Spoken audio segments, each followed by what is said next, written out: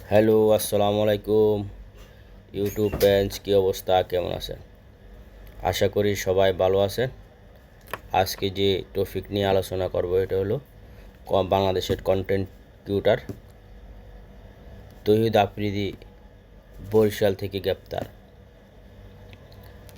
বরিশাল থেকে কেন গ্রেপ্তার হলো? উনি তো ঢাকাতে থাকতেন। নিশ্চয়ই যেটা সোশ্যাল মিডিয়ায় ঘুরপাক পাচ্ছে, 24শে জুলাইয়ের আন্দোলনের ছাত্রদের বিপক্ষে ছিলেন তৌহিদ আফ্রিদি। ওই সূত্র ধরে উনি চলে গেছেন বরিশালে। এখন বরিশালে গিয়ে ওখানে শেষ রক্ষার জন্য উনি বাসার ভিতরে থাকতেন, কিন্তু শেষমেশ রক্ষা হলো না। কেন রক্ষা হলো না? ওই যে মাই টিভির মালিকানা নিয়ে গণ্ডগোল, যেটা ওই মহিলা বলছে যে আফ্রিদি বাবার কাছে দিয়েছে। আফ্রিদি বাবা ওই মাই টিভিতে চাকরি করতো।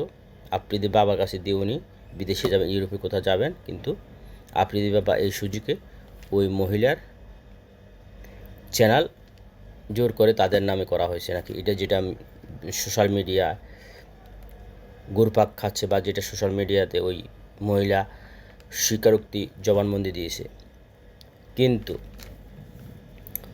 ওই সূত্র ধরেই আফ্রিদির বাবা, এবং কি আফ্রিদির বাবাকে আগেই ধরা হয়েছে 2 সপ্তাহ আগে, পরে আফ্রিদিকেও ধরা হয়েছে।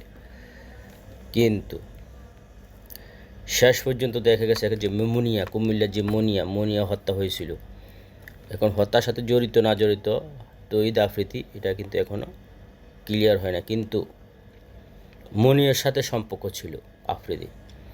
মনিয়ার সাথে সম্পর্ক হওয়ার আগেই পায়েল চন্দনাম বলকে একটা মেয়ের সাথে প্রেমের সম্পর্ক হয়ে গেছে গভীরভাবে, যেটা উনি ওই মেয়ে স্বীকারোক্তি দিয়েছেন। তবে এটা কিন্তু ঠিক হয় না, যেটা এইভাবে মেয়েদেরকে ব্যায়াম করে কিছু খাওয়া দাওয়া আদান প্রদান করা, এটা কিন্তু একদম মোটেই ঠিক হয়নি।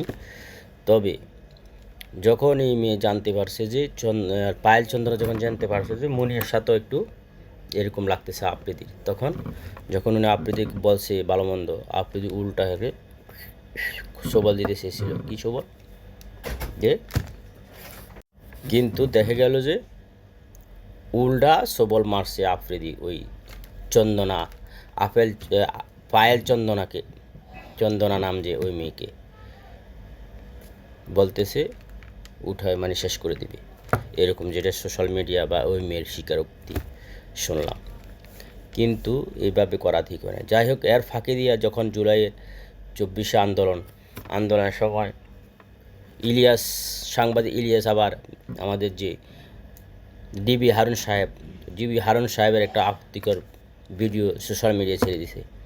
ওই সময় ডিবি হারুন সাহেব কী করবো, এখন কি আন্দোলন থামাতে যাবে নাকি ওই ভিডিও সরাতে যাবে, ওইটা নিয়ে ব্যস্ততা হয়ে গেছে। আন্দোলনের দিকে না যেয়ে উনি ওনার কাজ করতেছে, মান সম্মানের ব্যাপার না করতে যাইয়ে আফ্রিদিকে ফোন দেওয়া থাকে। তখন থেকে আফ্রিদির একটু সরকারের সাথে বা সরকারের লোকের সাথে ঘনিষ্ঠতা হতে যাচ্ছিল। কিন্তু আফ্রিদি কী বলল? আফ্রিদি আরেক ইউটিউবারকে আনছে, সে নাকি ভালো জানে, কিন্তু যখন আনছে ওই ইউটিউবারকে আনার আগেই থাপ্পড় লাত্তি মুষ্টা নাকি দিল, যেটা সেই স্বীকারোক্তি দিল। দেওয়ার পরে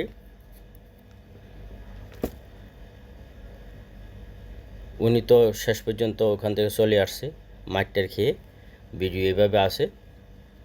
কিন্তু আফ্রিদি ওইখানে ওই লোকের বলে না যে আরে কিছু করার দরকার না, ছেড়ে দেন, কোনো কিছুই বলে না, কিন্তু উল্টা মারছে। তো আফ্রিদি এটা করা ঠিক হয় না, যে একজনকে দেখাচ্ছে বিনা নিয়ে দোষে ওইখানে নিয়ে মার খাওয়ানো, ঠিক আছে।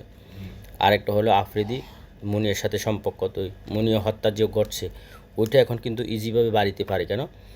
আফ্রিদির সাথে যখন সম্পর্ক আছে, তো মৃত্যু কীভাবে হয়েছে, কেন হইল ওই মুনিয়ার, এটা কিন্তু বাড়িতে পারে যদি তদন্ত করা হয়।